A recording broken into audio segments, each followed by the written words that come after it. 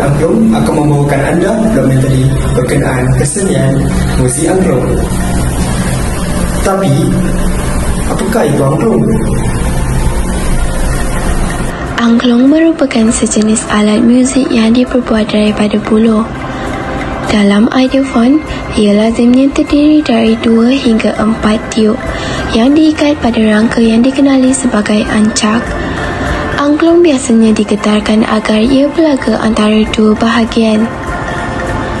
Angklung tidak dipukul tetapi ia menghasilkan bunyi apabila kedua bahagian alat muzik ini berlaga ketika ia digetarkan. Angklung berasal dari masyarakat Sunda, Jawa Barat, Indonesia.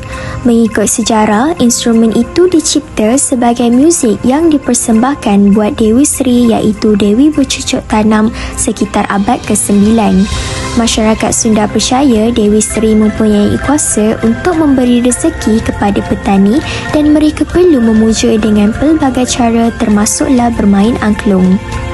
Definisi angklung mempunyai 2 pengertian yang berbeza, seperti bentuk seni persembahan dan alat muzik.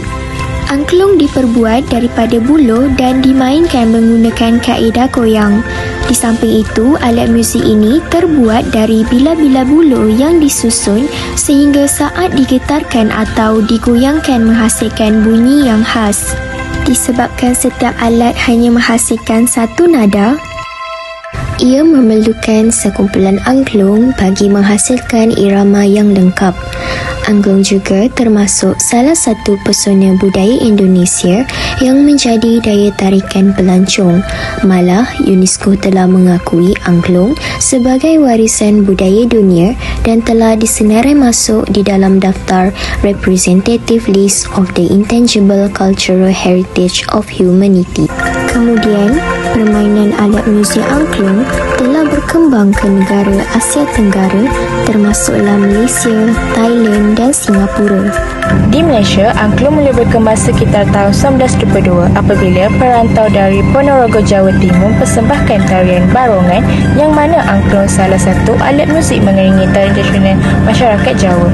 Dalam pada itu, sekitar tahun 1930-an, angklung di Malaysia telah ditubuhkan dan dimainkan di ladang kelapa sawit dan ladang getah oleh masyarakat Ponorogo dari Kepulauan Jawa Barat yang mempersembahkan riok iaitu tarian tradisional dari pulau ke tanah air.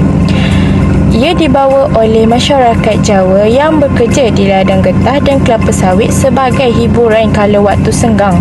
Angklung lazimnya dihasilkan daripada buluh hitam dengan warnanya yang gelap kerana buluh jenis ini tebal dan mampu menghasilkan nada lebih nyaring.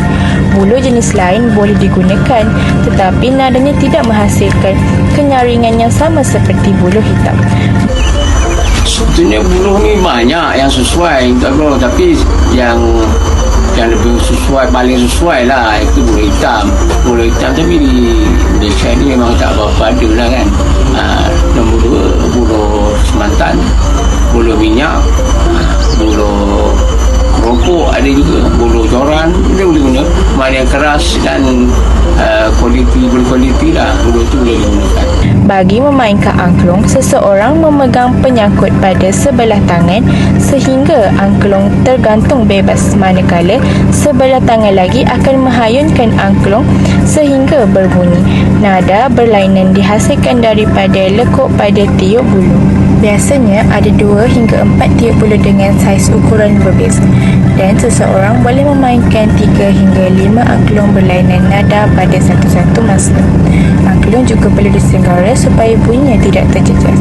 Angklung juga digunakan dalam acara rasmi seperti acara hari besar di negeri Johor. Biasa aktiviti yang kalau di Johor ni kalau hari-hari kebesaran iaitu hari-hari formal ya. Kalau sebelum ni kita biasa kalau di Jabatan Kesihatan ni kalau doktor pakan kalau dia buat conference kan memang biasa kita buat memang dia akan panggil angklung ni pasal angklung ni benda muzik yang unik biasa kan. Dia taklah terlalu membingitkan telinga. Jadi selain itu biasa kita ada majlis perkahwinan, majlis kerayan. Keunikan angklung ini telah menjadikannya dikenali ramai, malah telah diiktiraf oleh dunia sebagai alat muzik khas Indonesia. Dalam bahasa Sunda, angklung banyak digunakan sebagai alat muzik untuk mengiringi acara kebudayaan yang telah diadakan di peringkat Sunda. Angklung juga berasal dari bahasa Sunda, iaitu angklung yang bermaksud gerakan tangan yang menggerakkan alat muzik buluh. Angklung dibunyikan dengan cara digoncangkan, iaitu bunyi itu disebabkan oleh hentakan tabung buluh sehingga menghasilkan bunyi bergetar mengikut urutan 2, 3 hingga 4 nada dalam setiap saiz, baik besar maupun kecil. Setiap nada dihasilkan dari bentuk tabung buluh yang berlainan saiz. Jika digoyangkan, akan menghasilkan melodi indah yang sedap didengar. Selain itu, terdapat juga beberapa jenis angklung yang terdiri daripada angklung dok-dok lojor, angklung badeng, angklung badut, angklung buces, dan angklung moden Sunda, iaitu angklung padaeng. Awak tahu tak apa itu angklung? Tak tahu. Saya tak tahu lah, sorry. Tahu? Alat muzik tradisional tu kan? Angklung? Apa tu? Apa yang saya tahu pasal angklung ni dia adalah sejenis alatan muzik tradisional yang berasal daripada kaum Sunda Indonesia. Sekarang, mari kita lihat apakah antara sebab alat muzik angklung ini tidak diminati segelintir masyarakat di Malaysia.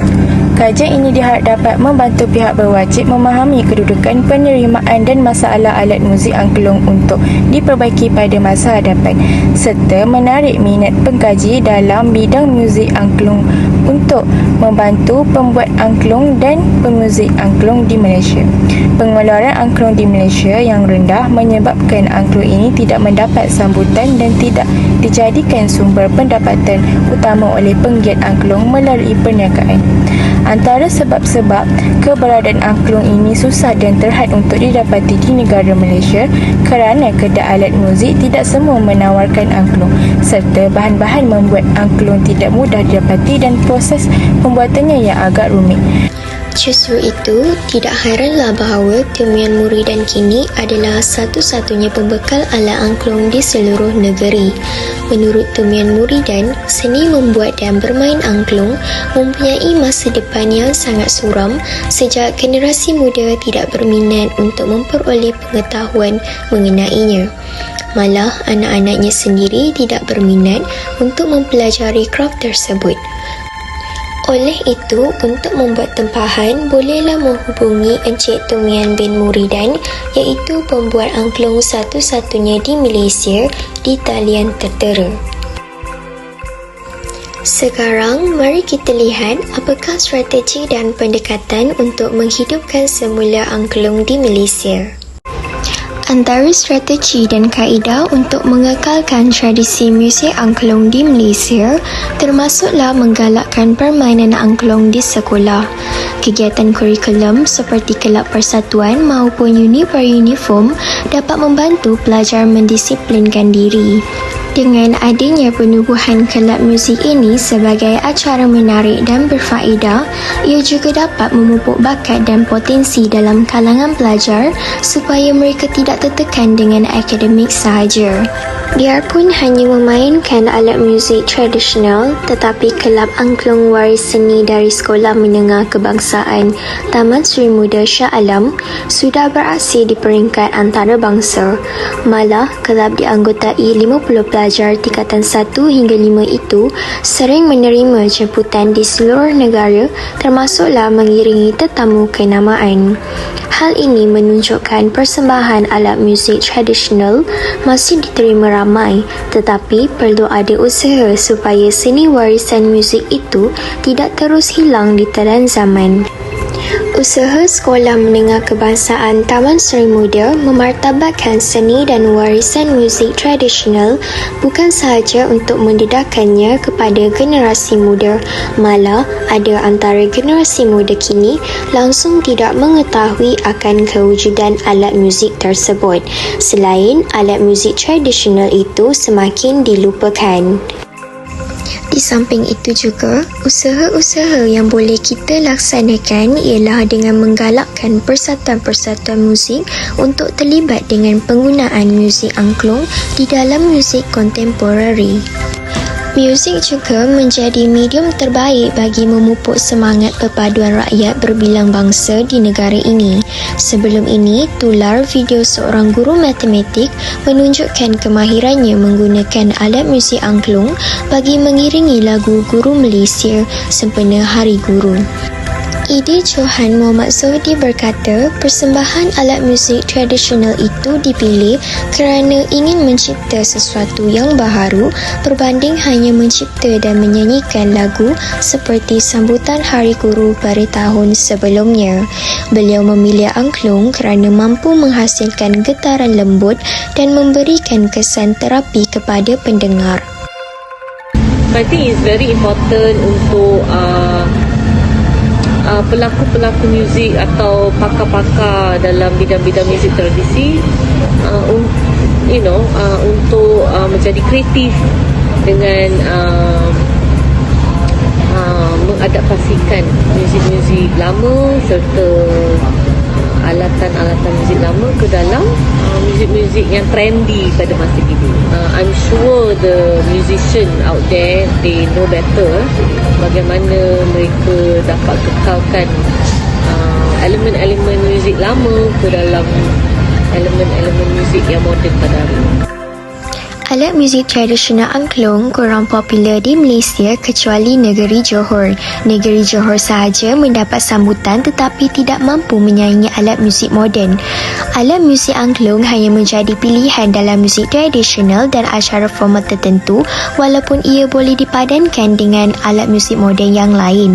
Selain itu, terdapat masalah dalam penghasilan alat muzik angklung dari segi bahan mentah dan tenaga mahir. Seperti yang kita ketahui, angklung merupakan alat muzik tradisional masyarakat Indonesia.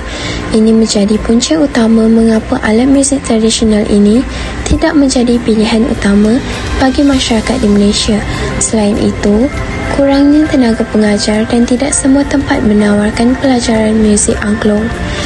Pada zaman ini, minat seseorang untuk mempelajari alat muzik tradisional semakin berkurangan. Hal ini disebabkan oleh kurangnya pendedahan berkenaan dengan alat muzik tradisional kepada generasi muda. Justru itu, untuk memartabatkan alat muzik tradisional ini, persatuan-persatuan muzik perlu menggalakkan penggunaan alat muzik tradisional seperti angklung di dalam muzik kontemporari agar dapat menarik minat generasi muda untuk mempelajari alat muzik tradisional ini. Oleh itu, sebagai generasi muda, marilah kita bersama-sama mengenali dan mempelajari alat muzik tradisional ini agar tradisi ini terus kekal berterusan ke generasi yang akan datang. Alat muzik angklung perlu dipertahankan kerana ia merupakan lambang kehalusan seni muzik yang harmoni yang diwarisi sejak zaman per zaman. Kami akhiri dengan serangkap dua pantun. Kalau ada sumur di ladang, boleh kita menumpang mandi. Jika ada umur yang panjang, boleh kita berjumpa lagi.